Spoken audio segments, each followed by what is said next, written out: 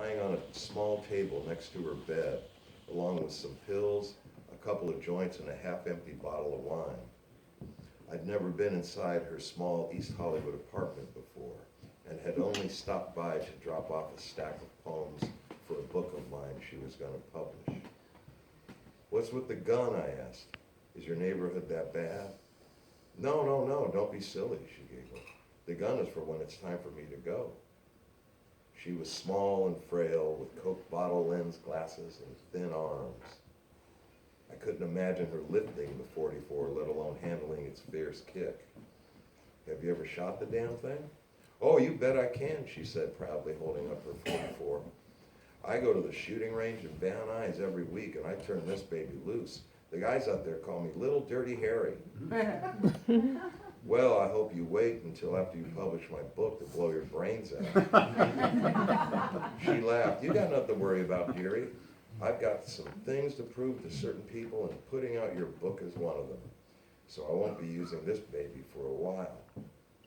I left the stack of poems with her and walked to my car, not quite sure what I'd gotten myself into. Come here, come here. I was used to working with slightly crazy people, even one or two with guns. So I tried not to think of her .44 Magnum or its ultimate target too much during our time working together. Within a few months of that evening, she borrowed some cash, started her small press, and published my book. It was her first, and it did pretty good for what it was. Over the next couple of years, she did pretty good too, publishing books written by an impressive list of poets, artists, and musicians. She started making enough money to leave her small East Hollywood apartment for a sunny two-bedroom craftsman house in Silver Lake. When I came to visit her new house, I saw boxes of her books stacked in the living room and dining room waiting to be shipped to bookstores. I glanced into her bedroom for a moment. The .44 Magnum and the bottle of pills were on the table next to her bed. "You seem to be doing all right now, so why do you still need the damn gun?" "Oh, I'm doing great, but dearie, I'm still going to use it," she smiled. "That will never change." As the years passed, I slowly drifted away from her. I had little interest in putting out another book of poems, but I also got tired of her regular late-night drunken phone calls when she'd go on and on and on about some literary gossip I cared nothing about, or on and on and on about her new psychiatrist and her new medications, or on and on and on about some cute boy she brought home from a bar who would always disappear forever in the morning, and on and on and on about how painful and meaningless life was. I stopped answering her calls, and eventually she stopped calling. Eventually, her stable of writers moved on as well, and her thriving small press collapsed. I lost contact completely with her until several years later, I saw her happily swing dancing with some young guy in a nightclub. "I've never been so happy," she gushed. The young guy seemed very nice, and he kept his arm around her affectionately as she and I talked. I leaned in and whispered in her ear, "Do you still have the .44 by the bed?" "Oh, no. Oh, God, no. It's in my storage. It's in my storage." Why didn't I write a word there? It's in my storage unit in a locked box. It's been 20 years. "Oh, God, no, it's in my storage unit in a locked box." "That's good news." "You wouldn't believe my life now," she said. "I don't need the gun anymore. I don't need the pills anymore. I'm a Buddhist now. Seriously, I mean it. I'm a real Mahayana Buddhist. I chant and meditate every day. I even have an amazing antique robe that my meditation teacher gave me. I hike every day, and if Wayne and I aren't out dancing, I camp alone in the San Gabriel Mountains every weekend. I mean, little me all alone in the wilderness. You wouldn't even do that, I bet." "No, I wouldn't." Her boyfriend smiled and said it was all true. I told her she looked great, and she did look great.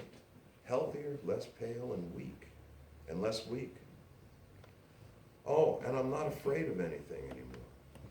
"How did you manage that?" "The mountain lion. I got a gift from a mountain lion. I was camping alone deep in the San Gabriels one night, and a mountain lion appeared through the bushes. What the hell? I was so scared, and I wish I had my Magnum, but it just squatted down across the fire from my sleeping bag, and it stared at me. I'd never been so scared in my life. All I could do was stare back as it stared at me. I don't know how long the lion was there, a minute, an hour, I don't know. But at some point, I felt all my fears vanish. Seriously, every fear I carried around for years was gone. Then the lion rose up and slowly walked into the bushes. And when I came down from the mountain, I didn't need my pills or gun anymore. I gave her my new phone number. And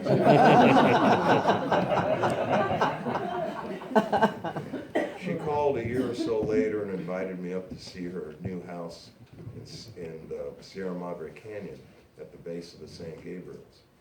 I drove up and she showed me around the 100-year-old house. It was a small, clean, and sparkling house with views of the granite walls of the canyon, but it felt warm and complete.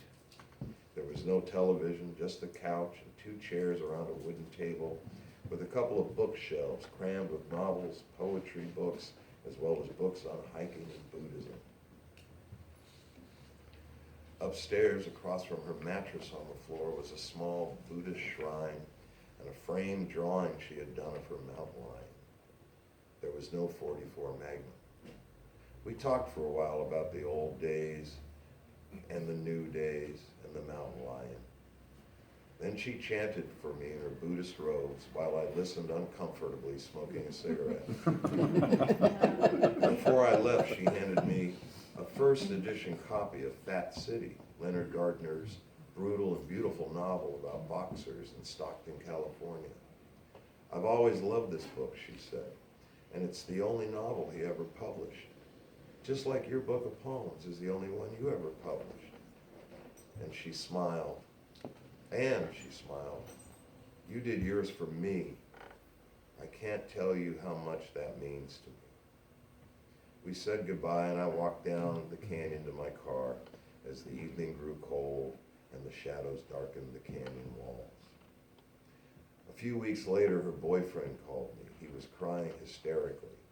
She had gone to her storage unit, gotten her .44 Magnum, drove back to her house in the canyon, put on her Buddhist robes, and made good on her promise from many years ago.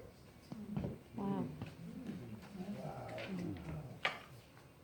So I was feeling sentimental, so I brought out the one book that she and I did together.